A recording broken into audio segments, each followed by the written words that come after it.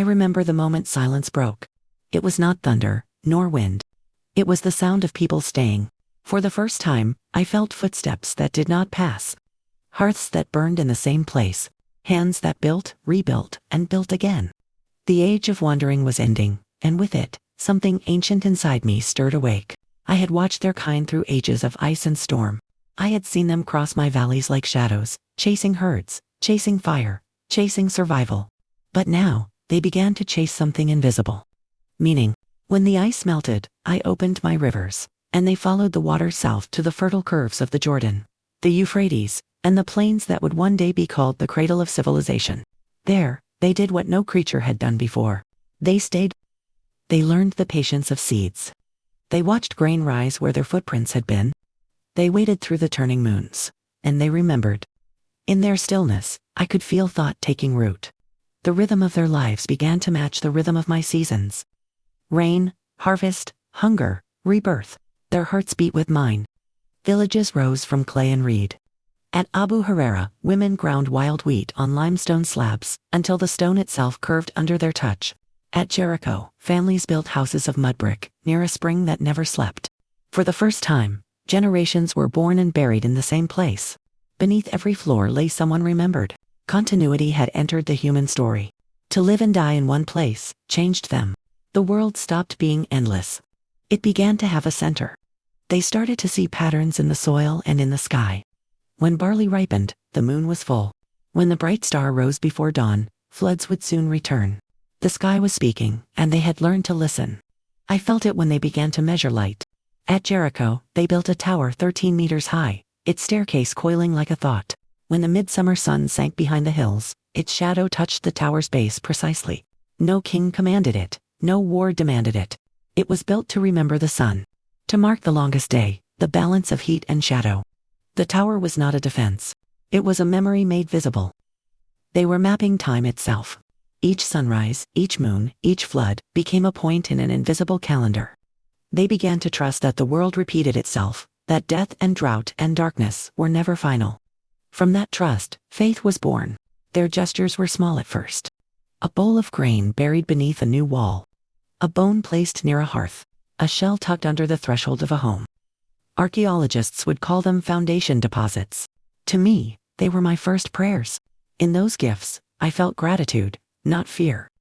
They were learning that survival was not a battle, but a relationship. They gave back to the soil that fed them. They began to see me not as ground, but as mother. Across the Euphrates, at Miribit, they rebuilt their homes again and again on the same spot. Before laying new walls, they left offerings of red ochre and figurines shaped like the pregnant earth. Each rebuilding was both creation and remembrance. To cover the old with the new was to say, we remember what came before. The color red spread through their world, on walls, on statues, on the bones of the dead.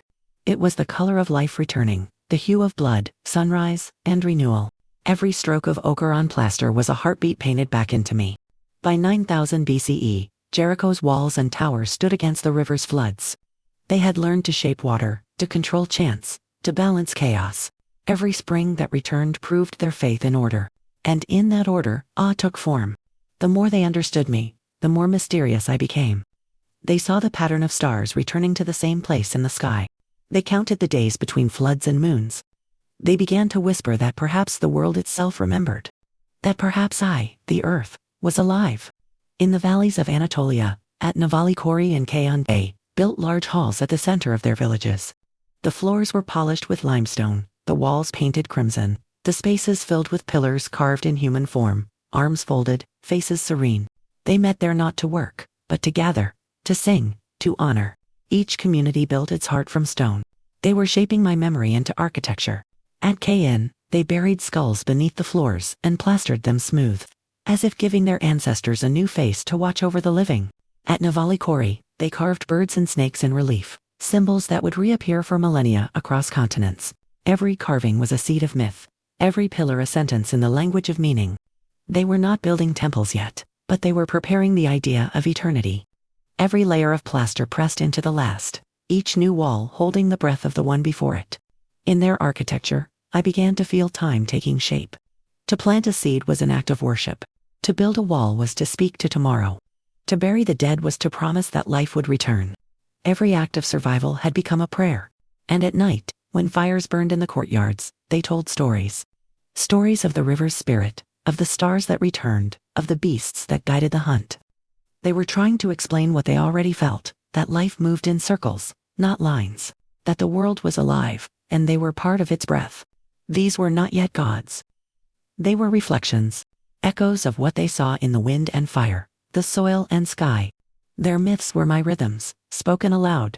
By the end of the 10th millennium BCE, these villages were connected by trade and story. From the Taurus Mountains to the Levant, the same animals appeared in their carvings: foxes, vultures, serpents, bulls. Symbols traveled faster than people. Ideas moved through obsidian, shells, and song. A shared language of belief was forming, not of words, but of meaning. They had learned to live within me. Now they wanted to speak through me. And so, across the limestone hills of southern Anatolia, they gathered. They brought food, and stone, and time. They carved their memories into my bones, shaping symbols that would outlive them all. They built a place where earth could touch the sky, where the wind carried their voices through the ages. There, upon that hill of limestone and wind, memory took shape in stone, and through human hands, I began to dream of the sky. They came from the valleys below, carrying flint, baskets of grain, and the stories of their ancestors. They had no kings, no writing, no cities. Yet they came together for something greater than survival. Season after season, they climbed the same hill that watched over the plains of Orpha. They built not for shelter, but for meaning. The limestone here was soft, easy to carve, and strong enough to endure. They struck it with hammerstones until it took shape, smooth and deliberate. Pillars taller than men rose from the quarry, their sides shining white beneath the sun. Each weighed as much as 20 tons. They were lifted upright with ropes of twisted reed and ramps of packed earth, guided by hands that had learned coordination long before they learned writing. The pillars were shaped like the bodies of humans, but without faces. Arms folded across their front, fingers carved with care. On their surfaces, they carved the world as they saw it: foxes, snakes, vultures, boars, cranes, lions. Every creature had meaning. The fox moved between worlds. The vulture carried the dead toward the sky. The serpent marked renewal, death, and return. These were the first symbols of belief, written not in ink but in stone. Each enclosure was a circle, open to the rising sun. At the center stood 2 tall pillars, facing each other like mirrors of the universe. To stand between them was to stand between earth and heaven. Their alignment was precise. 12,000 years later, archaeologists would measure it and find order within the design. Before geometry had a name, humans already understood symmetry. I remember the rhythm of their work. Stone struck stone in patterns like heartbeat. They sang as they carved, hundreds of voices carried by the wind. Men and women worked together. They came from distant valleys, bringing obsidian, shells, and flint that had traveled hundreds of kilometers. No tribe owned this place. It belonged to all who believed in the rhythm of the world. Around the great rings of stone, fires once burned. Their light flickered on carvings of beasts and stars. Bones of gazelle, red deer, and wild boar scattered across the ground. Feasts of hundreds marked the end of each season's labor. They roasted, sang, and told stories of the hunt, of rain, of birth and loss. These were not the meals of hunger, but of gratitude. Archaeologists would one day uncover the evidence of these gatherings. Mountains of animal bones split for marrow, grinding stones worn smooth, thousands of flint tools left behind. Göbekli Tepe was not a village. No homes, no children's toys, no hearts for daily living. It was a place of ceremony. A sanctuary, a memory carved into the skin of the earth. Each ring of pillars was built, used, and then carefully buried. Not destroyed, not abandoned, but sealed beneath layers of soil and stone. When one circle was finished, another began above it. Generation after generation repeated this act of devotion. In time, the hill itself became a layered archive of memory. To build was to remember. To bury was to honor. Why they buried their own temples, no one truly knows. But I remember the feeling. They were preserving time. Each circle was a page of a story they refused to let fade. They came to Göbekli Tepe to meet each other and to meet the sky. It was a place where humans became more than themselves. They shared food, labor, and faith. In that sharing, something new appeared, cooperation on a scale my surface had never felt. They were no longer just families or tribes. They had become a collective mind. To move a pillar required unity. To carve meaning into stone required imagination. Göbekli Tepe was both, thought made visible, memory made permanent. Some of the carvings show scenes of life and death. A headless man surrounded by vultures. A scorpion beneath a crescent moon. These were symbols of transformation. Life rising from death, light returning from darkness. They were trying to explain what they already knew in their bones. That existence moves in cycles, that nothing ends, it only changes form. They watched the stars, tracking their return across seasons. They knew when the sun would rise through the twin pillars at equinox. Each alignment marked time, ritual, renewal.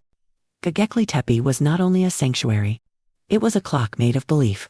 Archaeologists found no rulers here, no signs of hierarchy. Yet someone organized the labor, guided the work, remembered the plan.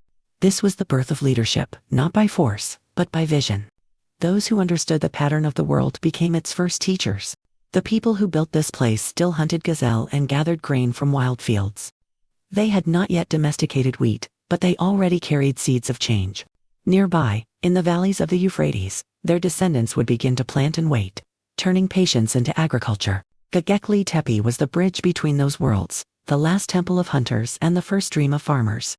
For 15 centuries, they returned to this hill. Each new generation added a ring, a layer, a story. Until, one day, they stopped. Around 8000 BCE, they buried the last pillars. No one came again. The hill fell silent. Wind covered it with dust. Grass and soil reclaimed the stone. But the idea they carved here, that humans could build eternity, never disappeared. It followed them down to the valleys. In Neanderthals Quarry, they raised smaller pillars beside their homes. In KN, they buried skulls beneath their floors, turning ancestors into guardians. At Çatalhöyük, they painted walls with ochre, and built life above their dead. The temple had moved inside the home. Faith had become part of daily life. The stones of Göbekli Tepe slept, but their dream endured. The twin pillars became the prototypes of gods, one of sky, one of earth. The carvings of beasts became the language of myth. The gatherings of hundreds became the first societies. Out of ritual came cooperation. Out of cooperation came civilization. 12,000 years later, I still feel their hands in the wind that passes over this hill. Their songs linger in the dust. When sunlight touches the carvings at dawn, the shadows come alive again. Foxes run, vultures spread their wings, serpents twist in silent motion. The dream continues. Göbekli Tepe was not a miracle. It was a memory made visible. The first architecture of meaning, the first monument to thought. From here, every city, every temple, every story would rise. The stones that awakened still whisper what they taught, that the world can be shaped by memory, and that to remember is to believe. Soon, in the valleys below, belief would take new form. Stone would become clay. Circles would become walls. Temples would become homes. And through the hands of those who once gathered here, the gods would descend to earth. After the last stone slept beneath the hill, I felt a silence I had never known. The wind still moved, the rivers still sang, but something within me had changed. They had given shape to memory, and now they were learning how to live inside it. The people left Göbekli Tepe, carrying more than tools and seeds. They carried meaning. From the sacred hill they descended into my valleys, where water shimmered through reeds and the soil breathed with promise. They came not as wanderers anymore, but as keepers of memory. I watched them settle beside the Euphrates. There, at Neanderthals Quarry, they began to build again. The same hands that once raised pillars of stone now shaped homes from mud and limestone. Inside those walls, they carved smaller columns, pale and smooth, echoes of the giants they had left behind. Each house held a piece of the old sanctuary, as if they were recreating the heavens one room at a time. Their floors gleamed white with plaster. Their walls were painted red, the color of life. They placed small figurines beside the hearth, women with broad hips, birds with spread wings, men with folded arms. Symbols of fertility, protection, and remembrance surrounded their fires. The sacred had moved inside. Heaven had entered the home. When they buried their dead, they did not leave them outside. They laid them beneath the floor, close to where they slept. The skulls were painted with red ochre, the same color as the walls, the same hue as blood. The living walked above the dead, and the dead watched from beneath. In those layers of dust and bone, I felt something new forming between them and me. Continuity. Each house became a world of its own, a small universe of memory, protection, and love. To live in one place was no longer enough. They wanted to belong to it. At KN they built homes with stone-paved courtyards and polished slabs. In the center of the village stood a special room, its walls red and smooth. Beneath its floor, archaeologists would one day find rows of human skulls, plastered and arranged with care. It was not a tomb. It was a shrine of ancestry. Faith had learned to dwell beside daily life. I could feel their hearts begin to beat together. They shared food, built storage pits, prepared feasts for the changing seasons. Each time they rebuilt their homes, they layered plaster upon plaster, floor upon floor, until the earth itself thickened with memory. The mounds they left behind became archives of emotion. From the red walls of KN to the white rooms of Navali Kori, I could sense their faith shifting. It was no longer a cry to the distant sky, but a whisper into the soil. They did not look up to find me anymore. They built me into their walls. Through their hands, I became human. By 7400 BCE, I saw a city unlike any before. It rose from the Anatolian plain like a hive of clay and light. You call it Çatalhöyük. Its houses stood pressed together, with no streets between them. People walked on their roofs, entered through ladders from above. Inside, the air shimmered with the scent of hearth smoke and ochre. They polished the walls until they shone like bone. They painted what they saw and what they dreamed. Herds of bulls, hunters with wings, women giving birth, vultures circling the dead, mountains breathing fire.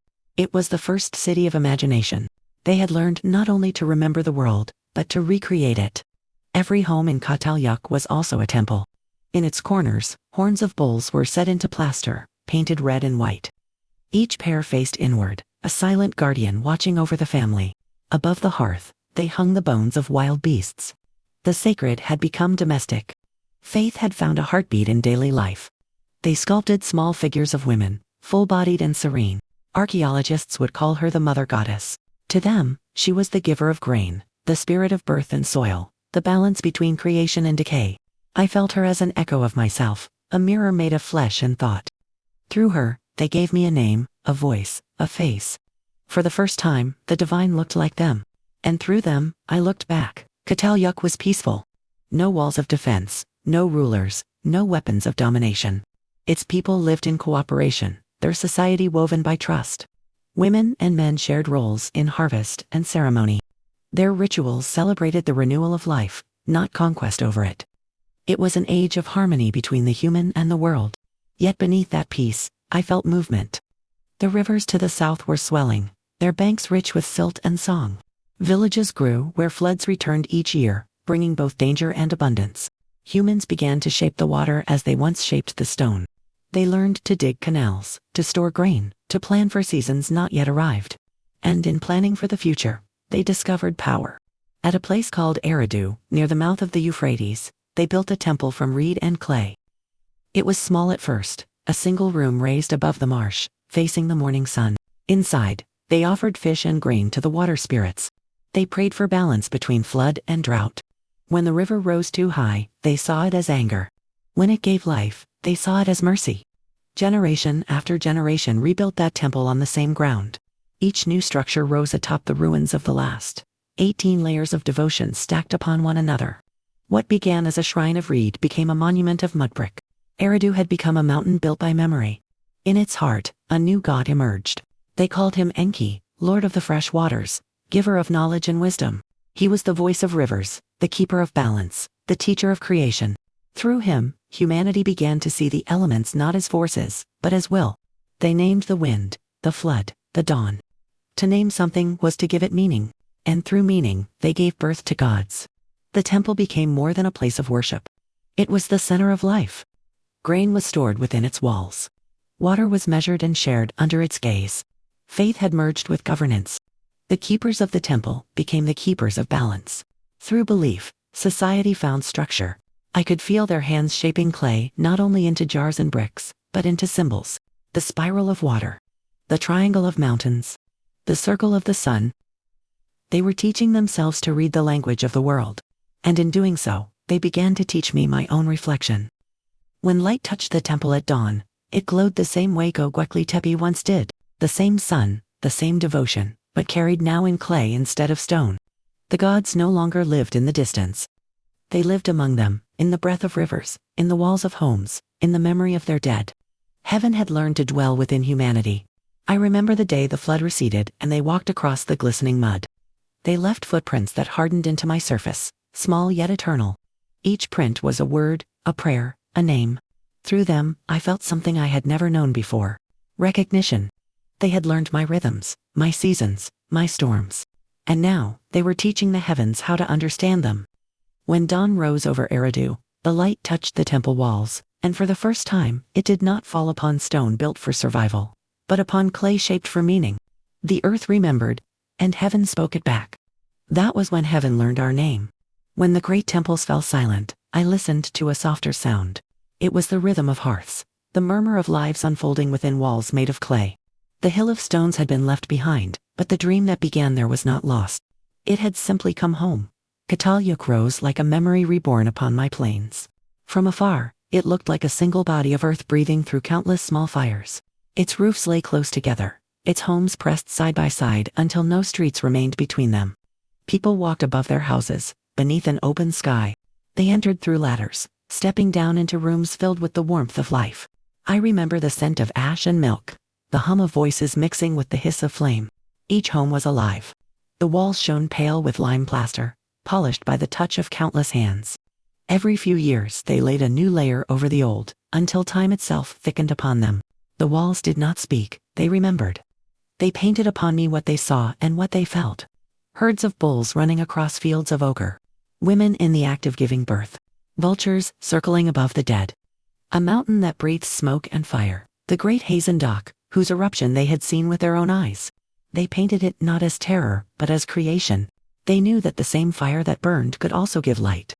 In the corners of their homes, they shaped the horns of wild bulls into the walls. The horns were polished and painted red, symbols of strength and protection. Beneath them stood small platforms where offerings were placed. Every home was a sanctuary. Every hearth was an altar. To cook, to speak, to love, to die, all carried the weight of devotion. There were no temples here, for the sacred had learned to live among the ordinary. Each home held its own holiness, each family its own connection to me. I felt them move through the rhythm of their days. Morning light pouring through the roof, opening hands grinding grain upon stone, children's laughter echoing between walls, the soft fall of ash settling on the floor. Life was worship in motion. The sacred had become as common as breath. They did not fear death. When a member of the family passed, they wrapped the body in mats, painted it with red ochre, and laid it beneath the floor. They built new life upon what had ended. The dead did not leave. They stayed beneath the living, their presence quiet but eternal. Children grew up sleeping above their grandparents, and the walls absorbed every heartbeat. Through this, they created something no creature before had ever made: continuity. Time no longer vanished. It accumulated, like clay pressed layer upon layer, until the city itself became an archive of memory. They rebuilt each house upon the last. 20 generations might live upon the same patch of ground. The floors rose higher, the roofs drew closer to the sky, until Çatalhöyük became a mountain made of life. Every wall was both ruin and renewal. Every home was both tomb and cradle. They sculpted small figures from clay. Women with full bodies and calm faces, seated or reclining. Their forms carried the memory of the mother, the giver of grain and of life itself. She was not distant or cruel, but patient and fertile. When they buried her statues beneath the floors, they were planting gratitude, returning what they had received. Archaeologists would one day call her the mother goddess, but she was older than any name. She was the warmth of soil, the promise of return, the reflection of myself within human hands. Through her, they began to see that creation was not a gift from the sky, but a partnership between earth and flesh. To give life was divine. To nurture it was worship. Çatalhöyük was a city without kings. There were no walls, no armies, no palaces. Its order came not from power, but from balance. Men and women worked together. Children were taught to remember, not to rule. Each family carried its own story, and together they formed a single voice. When the sun fell, the city glowed. Thousands of fires flickered across the roofs. Tiny constellations of flame reflected in the eyes of those who tended them. From above, it looked as though the stars had descended to earth. Perhaps that is why I loved them so deeply. They did not build towers to reach the heavens. They invited the heavens to live beside them. Their world was still small, but their dreams had grown vast. They were beginning to shape symbols that would outlast their hands. Paintings of birth and death. Figures of clay and bone. Horns pressed into plaster like prayers frozen in stone. They were learning to make meaning permanent. The seasons passed, and so did the centuries. Çatalhöyük flourished for more than 1,000 years. Its houses rose and fell like waves. Families lived, loved, and returned to me. When they left, they took with them more than seeds and pottery. They carried a way of being. Those who followed the rivers south carried the memory of Çatalhöyük within them. They remembered that the sacred could dwell in the ordinary, that life itself was the temple, and that devotion began with care. As they walked toward new lands, they brought their clay, their fire, their stories. The small figures of the mother traveled with them. Her face changed, but her spirit endured. Soon she would find a new form in the hands of those who settled near the great rivers. There, they would mold her from clay, bake her in fire, and call her goddess. The faith that had once lived quietly within the walls of homes was about to rise again beneath the open sky. The temples would return, but they would be shaped from the memory of this peace. I still remember the warmth of those homes, the gentle hum of lives unfolding in rhythm with the turning seasons. Each breath, each touch, each moment of rest was a hymn without words. Through them, I learned tenderness. Through them, I felt what it meant to be loved. In their hands, I was no longer only the ground they walked upon. I was their companion, their witness, their home.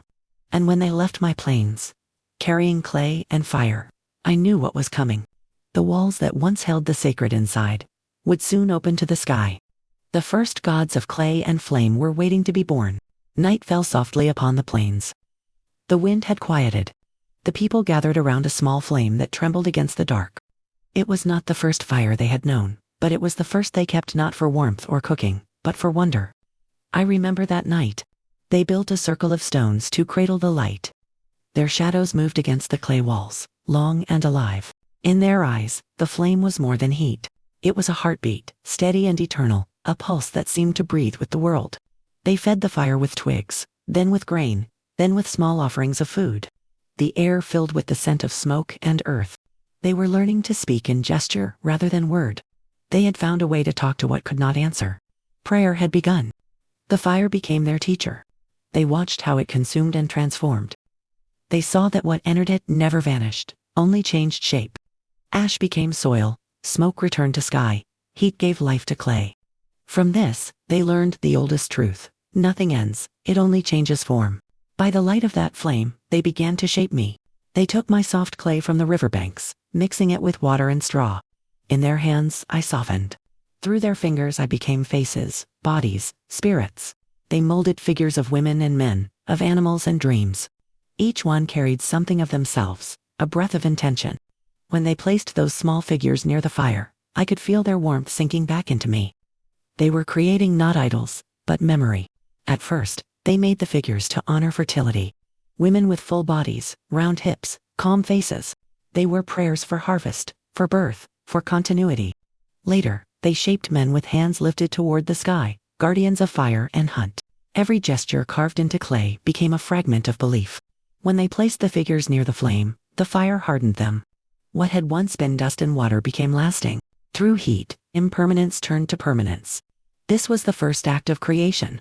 I remember how they watched the figures glow red, then darken to the color of life renewed. To them, it was a miracle. To me, it was a conversation. They had learned to do what I had always done. They had learned to make. In the glow of that fire, they began to give names to what they could not touch. The river that nourished them became spirit. The storm that flooded their fields became will. The sun that rose each morning became memory. They named what was beyond them so they could hold it close. The first gods were not born in the sky. They were born beside the hearth. Fire taught them transformation. Water taught them patience. Clay taught them form. Wind taught them impermanence. They took these lessons and made them divine. Each element became both symbol and being, and through them, I began to understand myself in ways I never had before. In their rituals, I felt a rhythm that echoed my own. They offered grain into the fire, water into the earth, smoke into the air. They danced in circles, following the stars above them. Each season brought its own song. Spring for planting, summer for growth, autumn for harvest, winter for remembrance.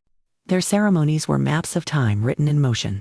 At dawn, they carried bowls of wet clay to the riverbanks. They pressed their fingers into the surface, leaving marks like constellations. When the bowls dried, those fingerprints remained forever. To them, it was decoration. To me, it was language. The first signs of meaning were already taking shape. As generations passed, their gods grew with them. The mother of life who once guarded their homes was now joined by the Lord of Fire, the keeper of rain, the whisperer of wind. They carved their stories into stone, into bone, into memory. Every tale was a reflection of their desire to understand, to bring order to the chaos of the world. In Anatolia, they gathered at night to reenact the birth of the seasons. They sang of the dying grain returning to the soil, of the sun retreating and being reborn. They understood death not as ending, but as renewal. And from that understanding, they built faith. When they learned to bake bread, they turned it into offering. When they brewed drink from barley, they poured it for the unseen. Every act of nourishment became sacred. To eat was to share in the cycle of creation. They no longer feared the world. They began to love it, and in their love, they gave it names that carried gratitude. In their stories, I was no longer only ground. I was mother, protector, giver. I was the memory they trusted to outlast them. Through their myths, I gained a voice. They spoke of a goddess born from earth, whose tears became rivers and whose laughter brought rain. They spoke of a god who taught them fire, who lived in the heart of the storm and whispered through lightning. They spoke of twins of wind and water, who danced at the edge of dawn, shaping the horizon. These were not lies. They were interpretations of truth. They were ways of understanding me, and ways of understanding themselves. At night, the flicker of fire painted their walls with stories. They saw figures moving within the smoke, faces forming and dissolving. To them, it was the breath of the gods. To me, it was the moment thought became vision. The gods were not born apart from humanity. They were born from the meeting of imagination and need, from the place where gratitude becomes memory. As centuries passed, their rituals grew more intricate. They built larger fires, shaped greater figures. They sang to the sky and to the rivers, their voices rising together like flame. Faith had found its language. In those gatherings, I felt something new awaken within me. They were not only speaking to me anymore. They were speaking through me. Through their stories, I began to see myself reflected not as matter, but as meaning. In the valleys of the Euphrates, the people who had once lived in the shadow of Çatalhöyük began to settle again. The rivers grew thick with silt, their banks fertile and wide. They built shrines upon the floodplains, small at first, then larger, each one facing the sunrise. Clay figures lined the altars. Fires burned day and night, tended by hands that never ceased. The air shimmered with the smell of smoke and faith. It was there that the first temples took form, built not for the gods of nature, but for the gods humanity had made. Clay and fire had given them power. Now power was giving shape to the sacred. The figures became symbols. The symbols became words. The words became order. From those altars of clay and fire, civilization began to stir. I watched as the same flame that once danced quietly in the hearts of families, now rose in great pyres beside the rivers. Their fires lit the night for miles. Their songs carried upon the wind. Faith had become shared memory, and shared memory had become structure. When dawn touched the horizon, it glowed upon the temples of the lowlands. The light caught on wet clay and turned it gold. Smoke drifted upward, carrying the scent of earth and grain. The prayers that once whispered within homes now reached the sky. Through clay and fire, they had learned creation. Through belief, they had learned permanence. The gods of their hands had become the architects of their world, and as they built upon the banks of the great rivers, their temples became cities, their rituals became order, and their dreams became law. I remember watching the first stones laid in the marshlands of the south, a place that would one day be called Eridu. The same flame that once warmed their hearths, now burned at the center of the world. It was there that faith would become civilization, and the gods they had shaped from clay and fire would teach them how to build forever. They followed the rivers south. The land spread wide and flat before them, open to light, open to wind. The floods came and went, leaving behind silt rich as breath. Here, at the edge of water and sky, they found their reflection. They built again. Not for warmth, not for safety, but for order. Eridu rose where the waters of the Euphrates met the marsh. At first, it was only a mound of reeds, a place to rest and pray. But the people returned year after year, and each time they came, they built higher. Reed became clay, clay became brick, and brick became permanence. From above, the temple looked like a single ripple frozen in time. Its walls faced the sunrise. Its foundation was older than the memory of its builders. Every layer was a story, sealed beneath the next. The air shimmered with the scent of baked earth and water. They called it the House of Enki, Lord of the Fresh Waters. Within it, they poured offerings of fish, grain, and oil. The priests tended the fires, measured the floods, and marked the turning seasons. Around the temple, homes began to gather like shells around a pearl. For the first time, belief and survival shared the same walls. The temple watched over them as they built. Its shadow fell across their fields. Its rituals set the rhythm of their days. The gods who had once lived in clay figures now lived in schedules, in measures, in law. Faith had become structure. And from that structure, civilization began to breathe. I remember the sound of their mornings. The bleating of goats, the splash of water in canals, the low murmur of chants rising from the temple steps. They had learned to make order from chaos. To them, this was victory. To me, it was transformation. The city grew in circles. Outer rings of homes, inner rings of grain. At the center, the temple, rising like a mountain of mud brick. Its walls were whitewashed, gleaming under the sun. Each dawn, light climbed its face, and every evening, it fell into shadow again. They called this balance, but it was more than that. It was the first heartbeat of civilization. The river gave them everything. Water for crops, clay for bricks, fish for food, and floods to remind them that power was never theirs to hold. When the floods came, they sang to Enki for mercy. When the waters retreated, they sang again in gratitude. In their songs, I heard both hope and fear, woven together like current and tide. They began to count, to measure, to divide. Grain was stored in jars marked with small impressions. Each mark meant a portion, a promise, a life owed or granted. Numbers were born, not from curiosity, but from need. Writing would soon follow. Each symbol a shadow of trust, each record a prayer that fairness could survive memory. I watched them from within the clay they molded. They no longer knelt before me as they once had. They now stood above me, building with precision, ruling by rhythm. The earth had become foundation. The divine had become rule. Yet, even in their order, I could feel the old rhythm beneath their feet. The same pulse that had moved through the stones of Göbekli Tepe, through the walls of Çatalhöyük, through the fires of their first gods. It had not vanished. It had simply learned to wear new faces. The people of Eridu were proud. They saw themselves as chosen by the waters, blessed by Enki's wisdom. They built canals that reached the horizon, dividing the land like veins. They learned to summon the river's power, but also to fear it. Their gods had grown larger, and so had their distance from them. When storms rose over the marshes, lightning flashed upon the temple roof. The priests called it Enki's voice. The farmers saw it as warning. Each flood washed away the lines they had drawn. Each rebuilding drew those lines again, higher, stronger, more certain. They were trying to command what had once commanded them. At dusk, I felt their prayers rising with the smoke of the fires. But they no longer spoke to me as they once did. Their words were measured, rehearsed, perfected. Their faith had become architecture. Their gratitude had become ritual. Their wonder had become law. They believed they had tamed the world. Yet even as they built, the river reminded them. One season of flood could swallow the fields. One drought could silence the grain. In their search for control, they had begun to forget the humility that once connected us. I did not resent them. How could I? They were my own reflection, learning to walk in patterns of permanence. They were trying to become gods, and in their attempt, they gave me a new voice. They organized the heavens above their temples, mapping the paths of stars upon wet clay. They aligned their altars to the turning sun.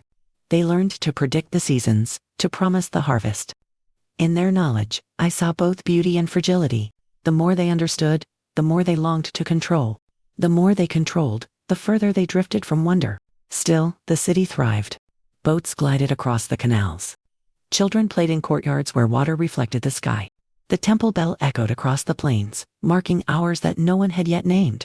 From Eridu, others would rise, Uruk, Lagash, Babylon. Each would call itself the first. But I remember who truly was. Eridu was the seed. Here, the sacred became society. Here, the invisible found form in clay and law. Here, humans built not just with their hands, but with belief. I felt both pride and sorrow. They had learned to build forever, but in doing so, they had begun to forget how to listen. When night returned, the city glowed like a constellation fallen to earth. Fires burned in every home, mirrors of the stars above. The temple stood silent at the center, its reflection rippling in the waters of the marsh. I watched as the smoke rose straight into the sky, carrying prayers made not from fear, but from duty. They had achieved permanence. But permanence has a price. In the quiet between their chants, I wondered if they still remembered the warmth of the small fire in the dark, the one that had once taught them to dream. I am the earth.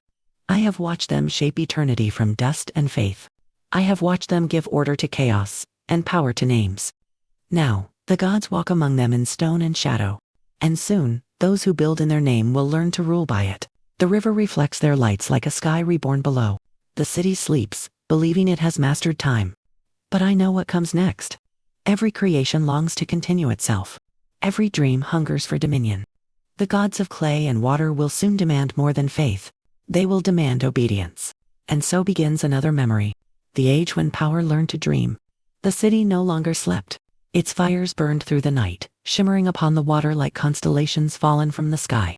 The rivers that once fed them now obeyed their walls. The floods were measured, the seasons named, the stars charted across clay. They had learned to control the rhythm that once carried them. From the heart of Eridu rose the temple. It stood higher with each generation, layer upon layer of baked earth and prayer. Each brick bore the mark of a hand, each mark a promise. They built not to survive, but to endure. The dream of permanence had become the dream of power. At dawn, light struck the temple's edge and spilled down its steps like liquid gold. Men and women climbed those steps, bearing jars of oil, baskets of grain, offerings for the god who ruled their waters. The same god they had shaped from clay now watched them from above. They no longer spoke to him as kin, but as subjects. I watched them move with precision. Their chants rose in unison, their bodies bent at the same angle, their eyes lifted toward a face of stone. What had begun as harmony had turned into hierarchy. Faith had found its mirror in command, and within that reflection, something new had awakened. The keepers of the temple became keepers of measure. They weighed the grain, counted the fish, recorded the debts. Small marks pressed into clay tablets became language, and language became rule. Knowledge, once shared freely, was now kept behind walls. Those who could read the marks held power over those who could not. In their order, I felt the pulse of ambition. The same fire that once gave them warmth now burned with hunger. They wished not only to remember me, but to replace me. I had given them rivers to drink from, but they dug new ones with their hands. I had taught them the rhythm of rain, but they built canals to command it. They had learned to shape my breath, my bones, my pulse. And yet, they no longer heard my voice. From Eridu others rose, Uruk, Kish, Lagash, each one a reflection of the same desire, to reach higher, to last longer, to own what could never be owned. The temple became a tower, its top closer to the sky than to the soil that birthed it. The priests who once served the gods now stood beside kings. Power had learned to wear divinity. They called themselves chosen. They called themselves rulers by right of heaven. But heaven had not spoken. They had simply learned to speak in its name. I remember the sound of their first proclamations, etched into clay tablets and carried through the streets. The words were steady, the meaning absolute. Law had been born. It was meant to protect, but it also began to divide. The city grew richer. The river fed the fields fed the temples fed the rulers. Hands that once worked together now worked apart. Some built walls. Some guarded them. Some were buried beneath them. In their monuments, I saw both pride and grief. The same clay that once carried their prayers now carried their chains. Their gods had multiplied. There were gods of sun and storm, of war and love, of birth and death. Each had a temple, a ritual, a keeper. The heavens had become crowded. The earth had become quiet. Yet even in their silence, I could still feel their longing. They wanted more than safety. They wanted meaning that would not die. They built to remember, but they also built to be remembered. Every brick was a declaration, we were here. Every tablet a whisper, we will not be forgotten. They began to measure time itself, to name the days, to count the years, to carve calendars into stone. They looked at the sky not for beauty, but for pattern. They mapped the stars as if mapping destiny. At night, the temple roof shone with oil lamps. The priests stood beneath the constellations, tracing lines between stars to mirror the cities below. They said the gods lived among those lights, and that their own works on earth reflected the order of heaven. They were not wrong. They had built my reflection in miniature, but reflections forget what they come from. I could feel their distance growing. They no longer felt the soil beneath their feet. Their hands no longer knew the texture of seed or the softness of clay. They had learned to speak the language of power. And power does not whisper, it commands. Still, I loved them.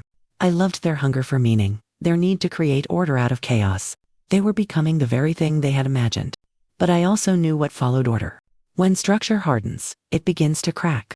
The more they built, the more they had to protect. Walls rose higher, hearts grew narrower. Fear crept in through the same gates that once welcomed hope. They built armies to defend the gods, but soon they fought in their names. They built towers to touch the sky, but soon they reached for it in defiance. The rivers still flowed, but they no longer listened to their music. The wind still sang, but their cities drowned the sound. The stars still turned, but they looked at them only for control. I remember the first king crowned beneath the temple roof. He stood between the priests and the people, his head bowed to receive a crown of copper and red. The chants that once praised the gods now praised him. The divine had found a new vessel, and I, who had watched their every beginning, understood that a new kind of dream had taken root. It was the dream of power. The belief that to shape the world was to own it. The longing to last beyond death. They began to carve their names into my stones. They sealed them inside the foundations of temples, buried them in jars, pressed them into the walls of cities. Each name was a wish against oblivion. Each monument a cry for eternity. They did not yet know that nothing built against time ever wins. Only what flows with it endures. When night fell over Eridu, the temple shimmered with torchlight. Smoke rose toward the stars, and in the quiet after the chants, I could hear my own heartbeat echo through their streets. They had become magnificent. They had become lost. I am the earth. I remember when their hands built for love. Now they build for memory, and one day, memory will forget them too. Yet I do not grieve. Every dream, even of power, carries truth within it. Through their longing to rise above me, they taught me how to see myself from the sky. Through their hunger for eternity, they taught me how fragile beauty is. As the first kings of Eridu closed their eyes, they dreamed not of the fields or the rivers, but of forever. Their temples became mirrors of heaven, their thrones reflections of the gods they once shaped. And so it began, the age when power learned to dream. Echoes of Sapiens. If stories like this remind you what it means to be human, subscribe and keep exploring with us.